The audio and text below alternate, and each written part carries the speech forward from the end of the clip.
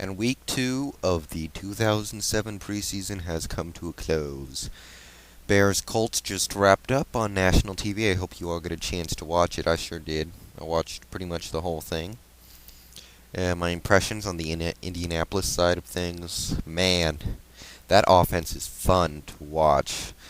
I mean, people talk about when they talk about exciting players to watch, Vic or LT or Sean Merriman or Julius Peppers or Steve Smith, but to me the funnest player to watch in the league is Peyton Manning, and his flying circus of offensive gurus.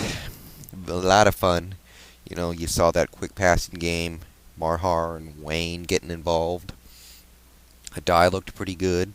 Again, Tony Ugo is no Tarek Glenn, but he's coming along well, and the kid can play, so that's coming along nicely.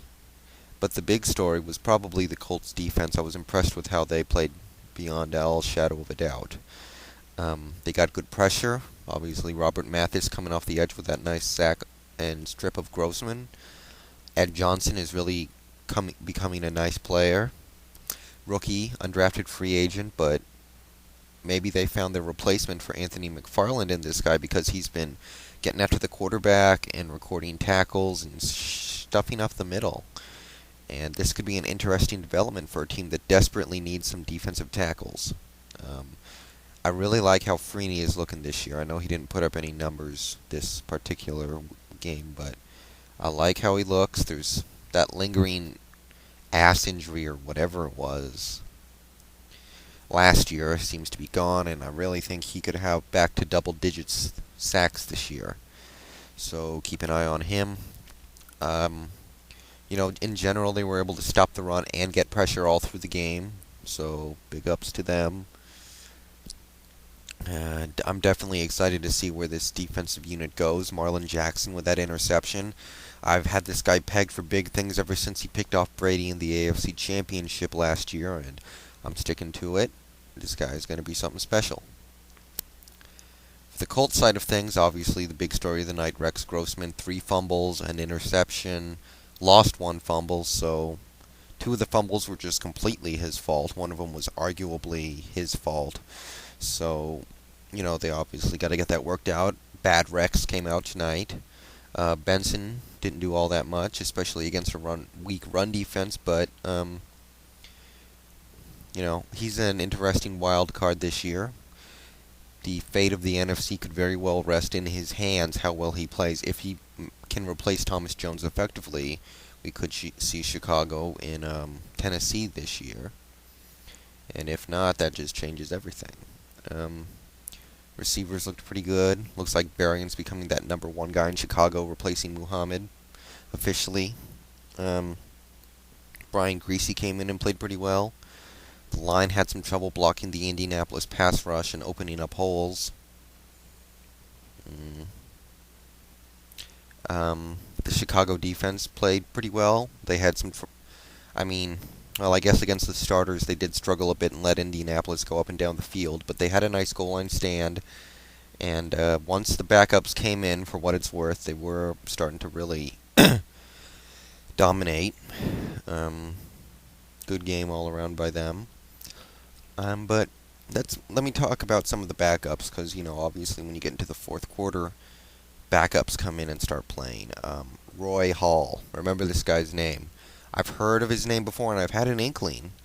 But after seeing him in action tonight, I am convinced this guy is a future stud in this league. He's got the size and speed comparable to Calvin Johnson. He just never produced like Calvin Johnson did in college, really. Marhar, what is he, 35 or 36? He's not getting any younger. He's going to be out of here in a couple years.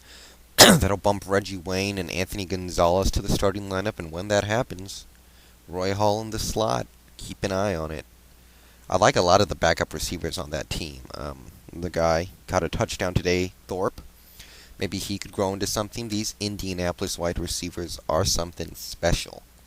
And on the subject of Indianapolis wide receivers, we also saw a bit of Anthony Gonzalez. He played pretty well. So, offense of Indianapolis is looking real nice this year. Still no word on the number 2 running back behind Joseph Adai. Looks like Dee Dorsey has a early bead on that spot, but I don't really know any of these guys, and they've never really done anything in the NFL, so it's so hard for me to say much of anything regarding that. How about the Mariners? Quick change of pace here. Mariners, game up in the wild card, game and a half back in the division, and the team right behind us in the division, right ahead of us in the division and right behind us in the wild card play tonight, so somebody has to lose, I think. Yeah, there are no ties in baseball, so we'll be keeping an eye on that.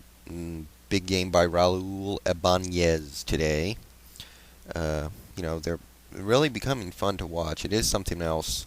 My hopes are still not up, but I'm not going to argue with what could be a game and a half lead in the division by the end of today.